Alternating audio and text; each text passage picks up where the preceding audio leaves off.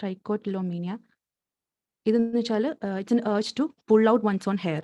സ്വന്തം മുടി ഇങ്ങനെ പിച്ചി പിച്ചി എടുക്കുന്നതാണ് ട്രൈക്കോട്ടിലോമേനിയ. ഓൾസോ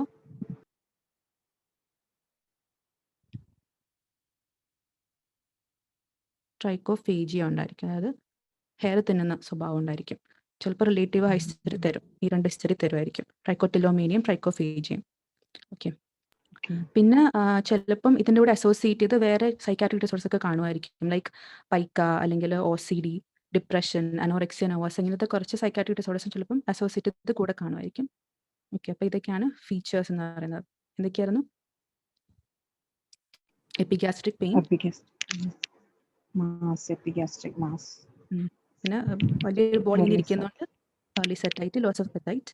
പിന്നെ അത് എറോഡ് ചെയ്ത് വരുവാണെങ്കിൽ ഹെമറ്റമെസിസും ഗ്യാസ്ട്രൈറ്റിസും ഒക്കെ ഉണ്ട്. പിന്നെ വോമിറ്റിംഗ് കാണാം. പിന്നെ ഈ ഹെയർ ഇങ്ങനെ പോകുന്നുണ്ട്, അലോപീഷ്യ വരാം. ഓക്കെ.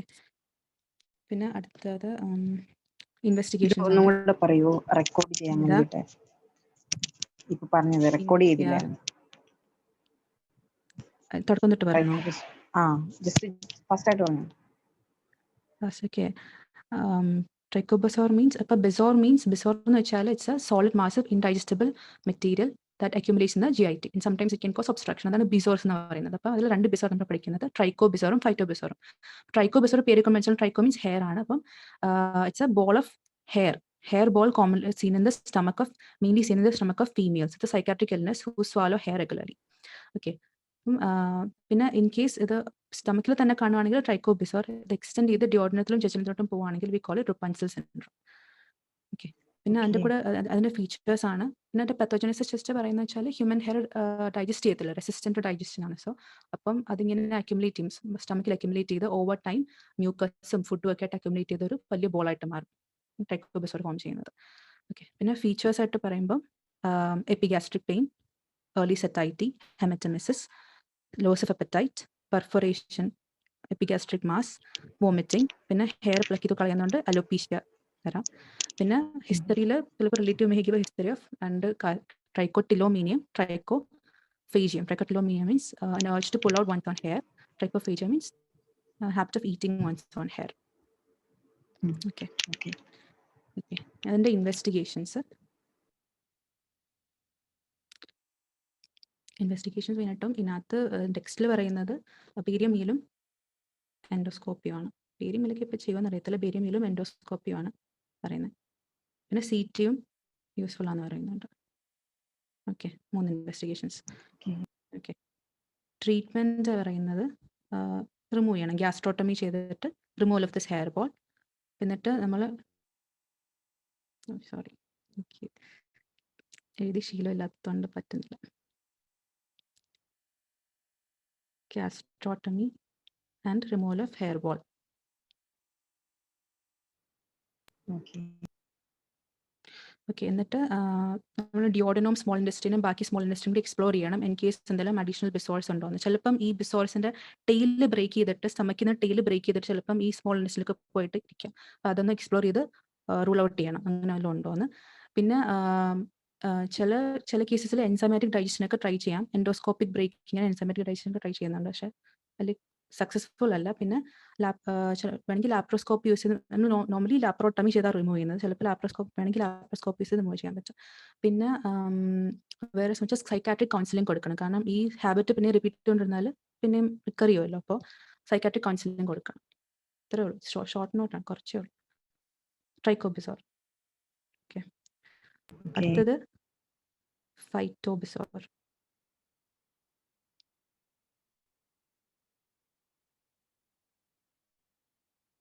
ഫൈറ്റോബിസോറും പേര് കേൾക്കുമ്പോൾ മനസ്സിലല്ലോ, ഫൈറ്റോ എന്ന് പറയുമ്പോൾ സംതിങ് റിലേറ്റഡ് ടു പ്ലാന്റ്സ് ആണ്. ഓക്കെ. അപ്പം പ്ലാന്റ് തന്നെ ഒരു solid ball formation in stomach comprising of plant ഫൈബേഴ്സും സീഡ്സും ഒക്കെ ചേർന്നിട്ട്.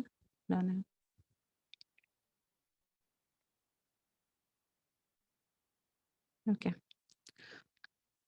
ഇതിൻ്റെ ആക്ച്വലി ഫീച്ചേഴ്സ് ഒക്കെ മറ്റേ സെയിം കോമൺ ആണ്. ഫീച്ചർ എന്ന് വെച്ചാൽ എപ്പിഗാസ്ട്രിക് പെയിൻ, അതൊക്കെ സെയിം കോമൺ സംഭവമാണ്.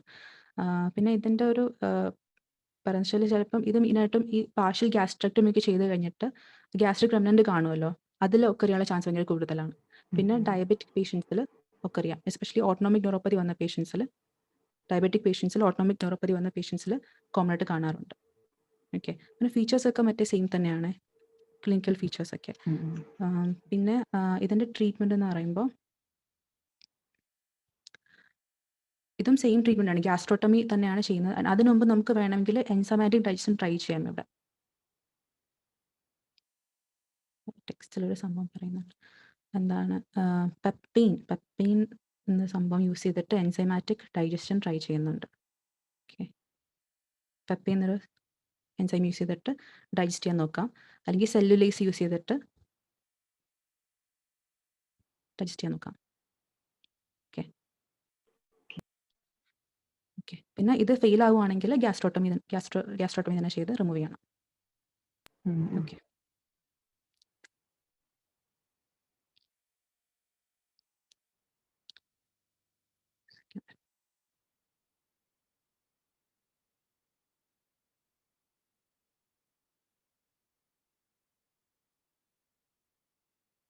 കാണുന്നുണ്ടോ?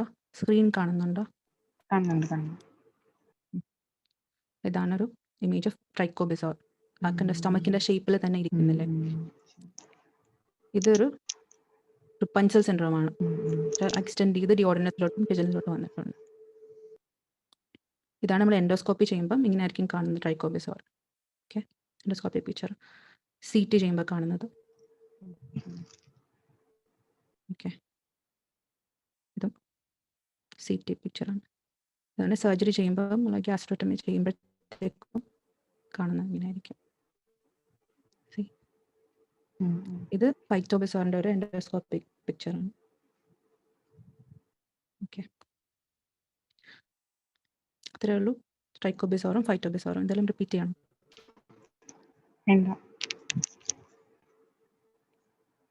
ഓക്കെ, ഇനി അടുത്ത ടോപ്പിക്ക് ഗ്യാസ്ട്രോ ഇൻറ്റെസ്റ്റിനൽ സ്ട്രോമൽ ട്യൂമറാണ്. ഓക്കെ, സ്റ്റാർട്ട് ചെയ്യട്ടെ? Okay, so GIST, gastrointestinal stromal tumor. So it's the most common carcinoma, epithelial tumor ആണ് carcinoma എന്ന് പറയുന്നത്. ഇത് it's most common non epithelial, അതായത് മീസൻകൈമൽ ട്യൂമർ ഓഫ് GIT ആണ്. മീസൻകൈമൽ നമ്മുടെ മീസോഡോമിൽ നിന്ന് ഡ്രൈവ് ചെയ്ത cells. Okay, mesenchymal tumour of GIT. അപ്പം അത് മെയിനായിട്ട് കോമൺ ആയിട്ട് കാണുന്ന സൈറ്റ്സ്, GITയിൽ കോമൺ ആയിട്ട് കാണുന്ന സൈറ്റ്സ് സ്റ്റമക്കിലാണ്. ഏറ്റവും കോമൺസ്റ്റ് ആയിട്ട് കാണുന്നത് സ്റ്റമക്കിലാണ്. 50% കേസ്. ഇത് ഞാൻ ആക്ച്വലി ഈ ലെഫ്റ്റ് സൈഡിൽ എഴുതിയിരിക്കുന്നത് ടെക്സ്റ്റ് കൊടുത്തേക്കുന്നതാണ്. ഞാൻ ലെഫ്റ്റിൽ എഴുതിയിരിക്കുന്നത് അഫിൻ സാറ് പറഞ്ഞ ഇതായിരുന്നു ആക്ച്വലി. ഈ ഒരു പെർസെൻറ്റേജ് സാറ് പറഞ്ഞത് സ്റ്റമക്കിൽ 70%, സ്മോൾ ഇൻഡസ്ട്രിയിൽ 20 to 25%, കോളറെക്ടം ആൻഡ് ഈസോഫേഗസ് 5%. ടെക്സ്റ്റിൽ കൊടുത്തേക്കുന്ന പക്ഷേ ഇങ്ങനെയാണ്: സ്റ്റമക്കിൽ 50%, സ്മോൾ ബൗളിൽ 25%, rectum 15%, colon 10%. Most common site സ്റ്റമക്കാണ്. ഇത് എവിടെ നിന്ന് അറൈസ് ചെയ്യുന്നത്? It arises from interstitial cells of Cajal. അപ്പം ഈ ഇൻഡസ്ട്രിയൽ സെൽസ് ഓഫ് കാജൽ എന്ന് വെച്ചാൽ pacemaker cells which intercalate between smooth muscle cells and intramural neurons in muscularis propria. അതായത് നമ്മുടെ മസ്കുലാരിസ് പ്രോപ്രിയക്കകത്ത് ഫിഗർ കാണുന്നുണ്ടോ? അപ്പം അതിൽ നമുക്കറിയാം സ്മൂത്ത് മസിൽ സെൽസും പിന്നെ ഈ എന്താണ് മയൻട്രിക് പ്ലെക്സസ് ഇല്ലേ, ഇൻട്രാമ്യൂറൽ ന്യൂറോൺസ് ഇല്ലേ, അപ്പം അതിൻ്റെ ഇടയ്ക്കാണ് ഈ സെൽസ് ഉള്ളത്, ഇൻഡസ്ട്രിയൽ സെൽസ് ഓഫ് കാജൽ എന്ന് പറയുന്നത്. ഈ സെൽസിന്റെ ഫംഗ്ഷൻ എന്ന് വെച്ചാൽ ഈ കാണുന്നുണ്ടല്ലോ മൈൻട്രിക് ICC എന്ന് കാണുന്നില്ലേ? ഓക്കെ, അത് ഓക്കെ. അപ്പോൾ അതാണ് ഇൻഡസ്ട്രിയൽ സെൽസ് ഓഫ് കാജൽ. അപ്പോൾ അതിന്റെ ഫംഗ്ഷൻ എന്ന് വെച്ചാൽ അതായത് pacemaker cells of stomach എന്ന് വെച്ചാൽ അതാണ് ഈ സ്മൂത്ത് മസിൽസിനെ കോൺട്രാക്ട് ചെയ്തിട്ട് പെരിസ്റ്റാൾസിസ് റെഗുലേറ്റ് ചെയ്യുന്നത്. ഓക്കെ, അപ്പോൾ അതിൽ നിന്നാണ് ഈ ട്യൂമർ അറൈസ് ചെയ്യുന്നത്. പിന്നെ although it's a most common mesenchymal tumour, as such ഈ ട്യൂമർ ഭയങ്കര റെയർ ആണ്. എന്ന് വെച്ചാൽ നമ്മുടെ GIT ട്യൂമേഴ്സ് എടുത്താൽ അതിൽ 0.2% മാത്രമാണ് ജിസ്റ്റ് വരുന്നത്. ഓക്കെ, ഇൻട്രൊഡക്ഷൻ അത്രേ ഉള്ളൂ. പിന്നെ എൻ്റെ എപ്പിഡെമിയോളജി പറയാനാണെങ്കിൽ peak incidence seen in 50 to 70 years of age group. Okay, mean age 60 years ആണ്. Sex equal in both sexes, male female ratio ഒന്നുമില്ല. ഓക്കെ, പിന്നെ എൻ്റെ ഒരു ടെക്സ്റ്റിൽ ഒരു റിസ്ക് സ്ട്രാറ്റിഫിക്കേഷൻ കൊടുത്തിട്ടുണ്ട് based on tumour size and mitotic activity. ടെക്സ്റ്റിൽ tumour size മാത്രമേ പറയുന്നുള്ളൂ. വെരി ലോ റിസ്ക് 2 cm ആണെങ്കിൽ very low risk, 2 to 5 cm low risk, 5 to 10 cm intermediate risk, and more than 10 cm high risk. Okay, risk stratification. പിന്നെ അതിൻ്റെ പത്തോജനസിസ് ആയിട്ട് പറയുകയാണെങ്കിൽ ഇപ്പം പുതിയ തിയറീസ് അനുസരിച്ച് there is mutation of tyrosine kinase receptor and platelet derived growth factor alpha. ഇതാണ് പുതിയ theories. അപ്പം അതിൽ ജിസ്റ്റ് എടുക്കുകയാണെങ്കിൽ 95% കേസസിലും ഈ സീക്കിറ്റ് മ്യൂട്ടേഷൻ ഉണ്ട്. നമ്മുടെ സീക്കിറ്റ് എന്ന് പറയുന്നത് ഒരു പ്രോട്ടോ ഓങ്കോജീനാണ്. ഓക്കെ, അപ്പോൾ അത് എക്സ്പ്രസ് ചെയ്യുന്നതാണ് ഈ CD117 പ്രോട്ടീൻ, അല്ലെങ്കിൽ it's also called as kit protein or stem cell factor receptor. ഇതെല്ലാം സെയിം സംഭവമാണ്. Kit protein, CD117, stem cell factor receptor ഒരേ ആൾ തന്നെയാണ്. അപ്പം അതാണ് ആ പ്രോട്ടോ ഓങ്കോജീൻ എക്സ്പ്രസ് ചെയ്യുന്നത് protein. Okay, it's a transmembrane tyrosine kinase receptor. Okay, അപ്പോൾ ഇതിൻ്റെ വേറൊരു യൂസ് എന്ന് വെച്ചാൽ it can distinguish GIST from other smooth muscle neoplasms, true smooth muscle neoplasms. അതിൽ ഇപ്പോൾ ഒരു തിയറി വരുന്നത് സീക്കിറ്റ് മ്യൂട്ടേഷൻ ആണ്. അങ്ങനത്തെ എല്ലാം CD117 എക്സ്പ്രസ് ചെയ്യും, പോസിറ്റീവ് ആയിരിക്കും. CD117 പോസിറ്റീവ് ആയിരിക്കും. അടുത്തത് അതിൽ തന്നെ ഈ സീക്കിറ്റ് ജീനിൽ തന്നെ മ്യൂട്ടേഷൻ ഒക്കർ ചെയ്യുന്നത് മെയിനായിട്ടും മോസ്റ്റ് കോമൺ ആയിട്ട് ഒക്കർ ചെയ്യുന്നത് എക്സോൺ 11 പിന്നെ ബാക്കി കുറച്ച് എക്സോൺ 8, 9, 13, 17 മ്യൂട്ടേഷൻസ് ഒക്കർ ചെയ്യാം. ഇതാണ് ഈ ജീൻ്റെ ഫങ്ഷണൽ ഡൊമെയിൻസ് ആണ് ഈ എക്സോൺസ്. അപ്പോൾ അതിൽ എക്സോൺ 11 മോസ്റ്റ് കോമൺ ആയിട്ട് മ്യൂട്ടേഷൻ കാണുന്നത്. അതർവൈസ് 8, 9, 13, 17 കാണാൻ പറ്റും. അപ്പോൾ അതാണ് സീക്കിറ്റ് മ്യൂട്ടേഷൻ. പിന്നെ അടുത്തത് ഒരു 80% കേസസിലും CD34 പോസിറ്റീവും കൂടിയാണിത്. It's a haematopoietic progenitor cell antigen. നമ്മുടെ സ്റ്റെം സെൽസ്, ഹെമറ്റോപോയറ്റിക് സ്റ്റെം സെൽസിൽ കാണുന്ന ഒരു സംഭവം CD34. അത് പോസിറ്റീവ് ആയിരിക്കും. പിന്നെ ഏകദേശം 5% കേസസിൽ PDGFRA mutation, platelet derived growth factor alpha മ്യൂട്ടേഷനും കാണാൻ പറ്റും. അതിൻ്റെ എക്സോൺസ്, അതൊരു ജീനാണ് PDGFRA ജീനിൽ മ്യൂട്ടേഷൻ. അതിൻ്റെ 12, 14, 18 എക്സോൺസിൽ മ്യൂട്ടേഷൻ കാണാൻ പറ്റും. മെയിനായിട്ട് 3 മ്യൂട്ടേഷൻസ് ആണ്. സീക്കിറ്റ് ജീൻ മ്യൂട്ടേഷൻ, CD117 പോസിറ്റീവ് ആയിരിക്കും, CD32 ആയിരിക്കും, പിന്നെ PDGF ആൽഫ പോസിറ്റീവ് ആയിരിക്കും. ഓക്കെ, പിന്നെ ഇത് മെയിനായിട്ടും ജസ്റ്റ് സ്പാഡിക് ആയിട്ടാണ്. പിന്നെ ചില കേസസ് ഭയങ്കര റെയർലി ഫെമിലിയലായിട്ട് കാണാൻ പറ്റും. ഫെമിലിയായിട്ട് വരുവാണെങ്കിൽ ഒരു ഓട്ടോസോമൽ ഡോമിനന്റ് മ്യൂട്ടേഷൻ ആയിട്ടായിരിക്കും കാണുന്നത്.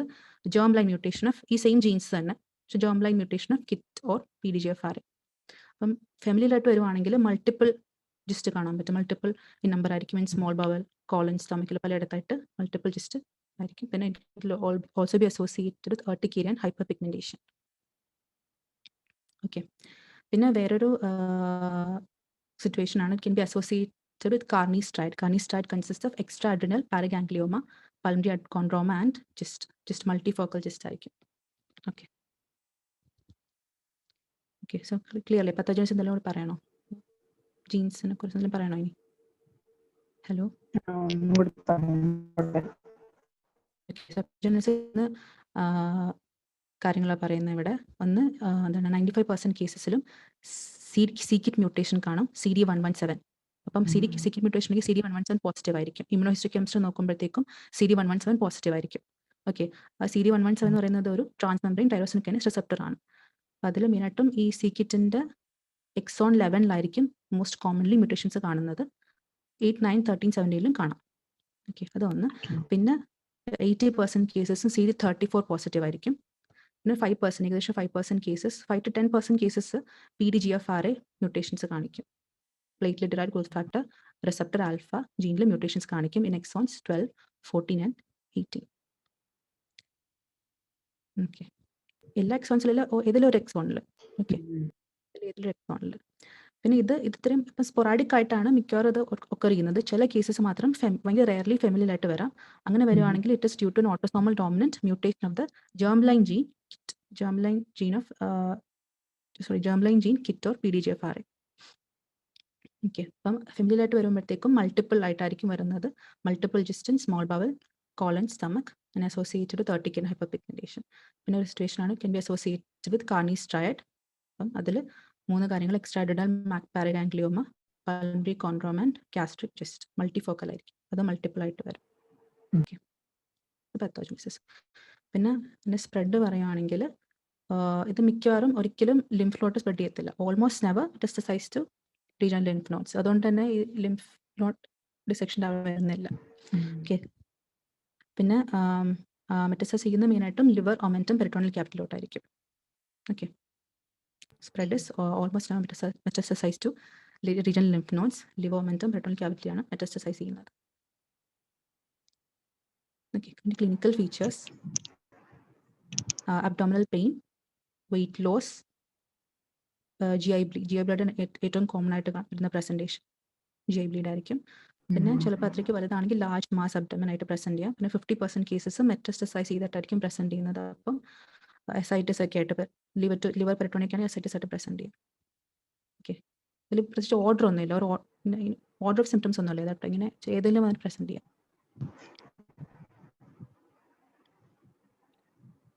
പിന്നെ ഹിസ്റ്റോപത്തോളജിസ്റ്റ് പറയുന്നത് 3 ടൈപ്പ് ഉണ്ട്. സ്പിൻഡിൽ ഷേപ്ഡ് സെൽസ് ആയിരിക്കാം 70% കേസസ്, എപ്പിത്തീലിയോയിഡ് വരാം 25% കേസസ്, അല്ലെങ്കിൽ ഒരു കോമ്പിനേഷൻ മിക്സ്ഡ് ആയിട്ട് വരാം.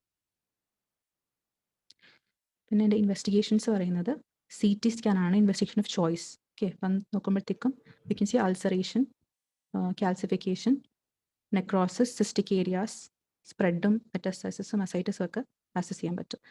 പിന്നെ റിക്കറൻറ്റ് GST വരുവാണെങ്കിൽ gold standard 18 FDG PET CT scan ആണ്. പിന്നെ ഇമ്യൂണോഹിസ്റ്റോകെമിസ്ട്രി നമ്മൾ നേരത്തെ പറഞ്ഞ മോളിക്കുലർ മാർക്കേഴ്സ് ഏതൊക്കെയായിരുന്നു? CD117, CD34, പിന്നെ PDGFR. PDGF-alpha. അപ്പോൾ ഇത് 3 ഇമ്യൂണോഹിസ്റ്റോകെമിസ്ട്രിയിൽ നോക്കാം. പിന്നെ endosonography guided biopsy or FNAC can be use for histological confirmation. Investigations ഇത്രയേ ഉള്ളൂ. ഇതാണൊരു CT പിക്ചറാണ്. ഓക്കെ, ട്രീറ്റ്മെൻറ്റ് സർജറി ആണ്. Surgical resection treatment. Surgical resection of tumour with part of adjacent bowel should be RC, എന്ന് വെച്ചാൽ negative margin ആയിരിക്കണം, negative microscopic margin without rupture resect ചെയ്യണം. പിന്നെ സ്മോൾ ട്യൂമേഴ്സ് ഒക്കെ ആണെങ്കിൽ വെജ് റിസെക്ഷൻ ചെയ്യാം. പിന്നെ ലാർജ് ട്യൂമേഴ്സ് ആണെങ്കിൽ ഗ്യാസ്ട്രക്ടമി ചെയ്യേണ്ടി വരും. പിന്നെ അല്ലാണ്ട് നമുക്ക് എന്താണ് ടൈറോസിൻ കൈനേസ് ഇൻഹിബിറ്റേഴ്സ് വെച്ച് ട്രീറ്റ് ചെയ്യാം. അതാണ് ഫസ്റ്റ്.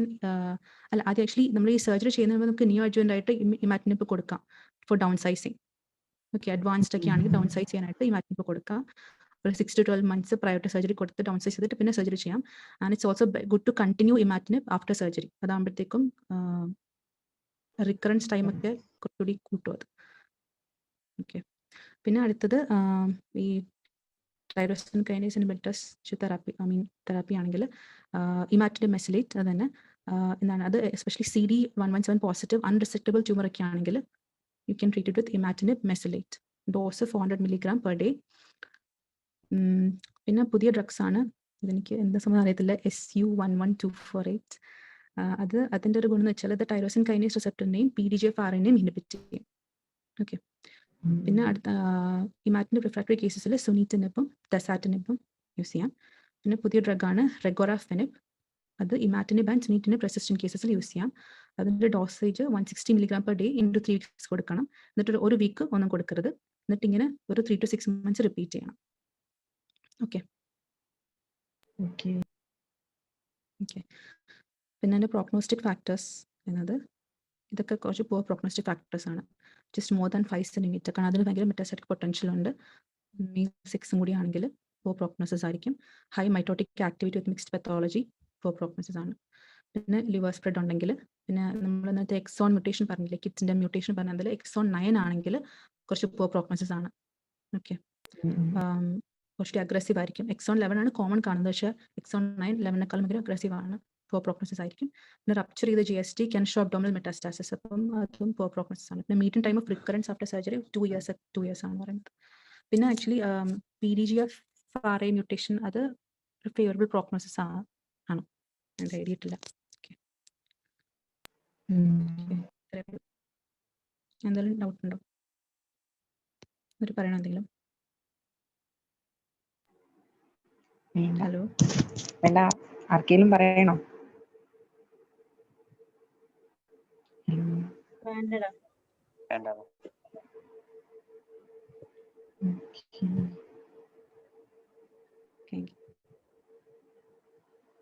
നമ്മൾ മറ്റേ താഹിർ സാറ് പഠിപ്പിച്ചപ്പോഴും ഇത് വന്നില്ലായിരുന്നോ? ഇൻഡസ്ട്രീഷ്യൽ സെൽസ് ഓഫ് ഫ്ലാജലൊക്കെ നമ്മളൊക്കെ ചോദിച്ചില്ലായിരുന്നു. അഫിൻ സാർ അല്ലാതെ സാറ് കുറെ സാറ് ജസ്റ്റ് ആദ്യം കുറെ എടുത്ത ശരി. അതെവിടെയായിരുന്നു? ഇൻഡസ്ട്രിയിലോ? എനിക്ക് ഓർമ്മയില്ല ആക്ച്വലി. അല്ല, എല്ലായിടത്തും ഇൻഡസ്ട്രിയൽ ട്യൂമേഴ്സിൽ GI അങ്ങനെ എങ്ങാണ്ടാന്ന് തോന്നുന്നത്. ഇൻഡസ്ട്രിയൽ ട്യൂമേഴ്സ് എടുത്താന്ന് തോന്നുന്നു. ഓക്കെ താങ്ക് മനസ്സിലായോ? യു മനസ്സിലായി.